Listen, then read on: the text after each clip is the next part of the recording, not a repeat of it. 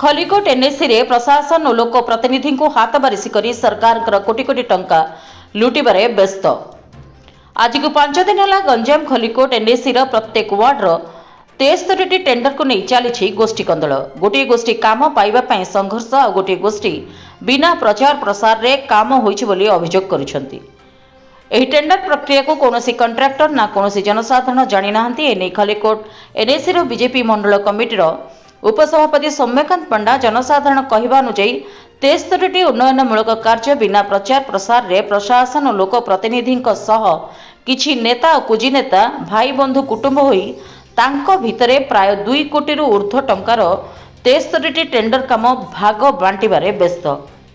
ए दुर्नीति के देखी खलिकोट एनएसी मंडल कमिटीर उपसभापति सौम्यकांत पंडा बीजेपी कर्मी और जनसाधारण 19/12/2025 गत शुक्रवार दिन खलिकोट एनएसी ऑफिस को जाई कार्यनिर्वाही अधिकारी संदीप खाडेंगा साक्षात्कार करी एही 73टी टेंडर विषय आलोचना करी दाबीपत्र देइथिले। तापरे निर्वाही अधिकारी कहिथिले मु एही टेंडर तदंत करूछि, किंतु एही टेंडर सठिक उत्तर न पाइबारु खलिकोट मंडल कमिटीर उपसभापति कर्मी और जनसाधारण गंजाम जिलापाल को साक्षात्कार करी दाबीपत्र देइथिले। पीडी ऑफिस रे मध्य दाबीपत्र देइथिले। एने उपसभापति कर्मी कोन कहउचंती आसंतु सुनिबा। सौम्यकांत पंडा खलिकोट एनएसी वाइस प्रेसिडेंट।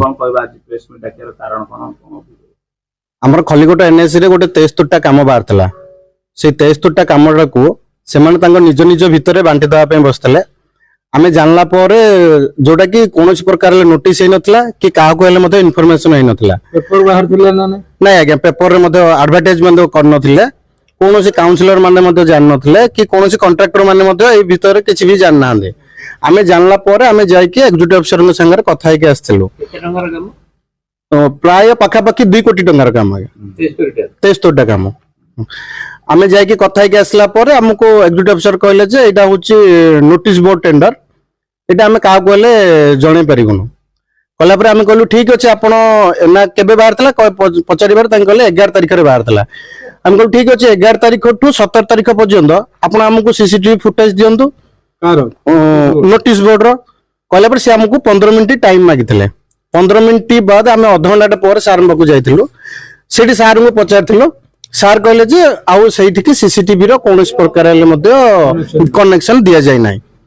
300 आपण जतले कामसी रेजोल्यूशन होचना नै आपनरो नै वर्तमान पे रेजोल्यूशन किछि भी हे नथिला। कोनोसी काउंसिलर को से माने डाकि नथिले। 300 काउंसिल बॉडी डाकि गिरी रेजोल्यूशन करिया कथा से माने काउंसिलर बॉडी को डाकि नथिले।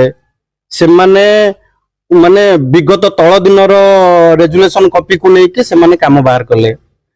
अच्छा काउंसिल बॉडी सिग्नेचर करनी गोटे प्रकार मिलिमिसि दुर्नीति करिया पे प्रश्रय दोचनी काले से माने दुर्नीति पय दुर्नीतिर प्रश्रय नउचंदी, किंतु आमे दुर्नीति को प्रश्रय दबु नै। काहे कि विगत सरकार जहा भी हेतला सेही जिंस को आमे माने पुनरावृत्ति करिया पे आमे चाहू ना।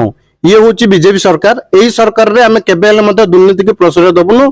तो आमे प्रतिवाद कला परे हमको काली तांगे काउंटर बाइट देचंदी जे हमको असामाजिक व्यक्ति आसी कि हमर काम बंद करले हम टेंडर को बंद करिया पे चाहउचंदी। आमे किंतु खलिकोट रो उन्नति पई बोली केबे हेले मते बाधा दउ नाउ, केबे देइनु कि आगु को मते दबुनु। आमे चाहउचु उन्नति हो, किंतु लीगल भाव रे उन्नति हो। समस्ते जानंतु, समस्ते जानी कि जेमिति जो टाइप रो भाव रे लीगल भाव रे पेपर वर्क काम होबा कथा सेही टाइप रो भाव रे पेपर वर्क काम हो। आ जो माने हमको असामाजिक बोली व्यक्ति भी कहिचंदी से माने तो बहुत दिन हले से माने सस्पेंड हे कि थिले कि चाकरी छाडी के आसी के राजनीति करचंदी। आ जो व्यक्ति 2 व्यक्ति जो माने कहिचंदी से माने होचंदी गोटे गोटे दलाल से माने।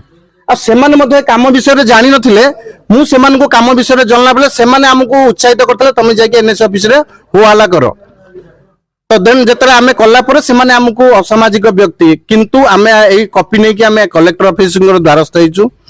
जदि आर कोनोसी प्रकार समाधान न होए पीडीओ पाखरे मध्ये देइचु कॉपी। समाधान न होए कोन दाबी रख जदि आर समाधान न होए आमे आइन रो बास रे नबो। मोना कान्हचरण सेठी तो कौन घटना घटी जे आपनकर खलिकोट एनएसी रे आज की 2 दिन हैला?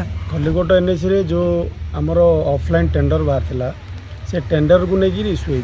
से टेंडर कारण होची से माने जो टेंडर जो डेट रे बाहर करचंती से डेट रु ए डेट पंत माने हमर लास्ट डेट पंत ताके टेंडर नोटिस माने लीगल वे रे काढी बाहर करना इलीगल करिचंती। माने ତାଙ୍କ ଭିତରେ ତାଙ୍କେ 4-5 ଜଣ ଭିତରେ ବାଣ୍ଟିକିରି ଗୋଟେ 2.5 କୋଟି 2 କୋଟି ଟଙ୍କାର କାମ ଏପଟ ସେପଟ ତ କରିଛନ୍ତି। ଆଜ୍ଞା ଆପଣଙ୍କୁ କୋଉ ହିସାବରେ ଇଲିଗାଲ ଲାଗିଲା ମାନେ କଣ ଆପଣ Illegal କଣ ବୋଲେ ତାର ପ୍ରପର ୱେ ହେଉଛି ଯେ ଏମାନେ ଟେଣ୍ଡର କାଢ଼ିବା ବାହାର କରିବା ପୂର୍ବରୁ ସଫିସିଏଣ୍ଟ ପ୍ରତ୍ୟେକ ନ୍ୟୁଜ୍ରେ ମାନେ ନ୍ୟୁଜ୍ ପେପର ହଉ କି ନ୍ୟୁଜ୍ରେ ହଉ ସଫିସିଏଣ୍ଟ ଆଡ଼ଭର୍ଟାଇଜମେଣ୍ଟ କରିବା ଦରକାର। ସେକେଣ୍ଡ ଥିଙ୍ଗ ଆମର ହେଉଛି ଆମର ତାର ଇନକ୍ଲୋଜମେଣ୍ଟ କପିଟା ପ୍ରତ୍ୟେକ ଅଫିସକୁ ଦେବା ଦରକାର, ସେଇଟା ବି ଏମାନେ କରିନାହାନ୍ତି। 2ରେ ନୋଟିସ୍ ବୋର୍ଡ଼ରେ ଯେଉଁ ନୋଟିସ୍ ମାରିଛନ୍ତି ସେଠିକି ଆମର ସିସିଟିଭିର ଭିଜୁଆଲ ବି ନାହିଁ। ମାନେ ସିସିଟିଭି ସେଠି ଆଚ୍ଛା ଆପଣ କହିବା ଅନୁଯାୟୀ ନୋଟିସ ବୋର୍ଡ ଯୋଉଟା ଅଛି ପ୍ରତ୍ୟେକ କାମର ଯୋଉ ନୋଟିସ ମରାଯାଏ ସେଇଟା ସିସିଟିଭି ର ଭିଜୁଆଲ ନାହିଁ। ଟୋଟାଲ ନାହିଁ। ଆପଣ ମାଗିଲେ ମାନେ ମାଗିଲା ପରେ ତାଙ୍କେ କହିଲେ 15 ମିନିଟ୍ ପରେ ଆମେ ଦେଉଛୁ। ହେଇ ସେ 15 ମିନିଟ୍ ଯାଇକରି ଆଜି 4 ଦିନ ହେଇଗଲାଣି, ବୁଝିପାରିଲେ ନା। ଆଉ ବାଥରୁମକୁ ସେଠି ମାତ୍ର ଏନ୍ଏସି ଅଫିସରେ ଯେଉଁ ବାଥରୁମ୍ ଅଛି ବାଥରୁମ୍ରେ ସିସିଟିଭି ଲାଗିଛି। ବ୍ୟୁରୋ ରିପୋର୍ଟ, ଜନ ଅଧିକାର ଲାଇଭ।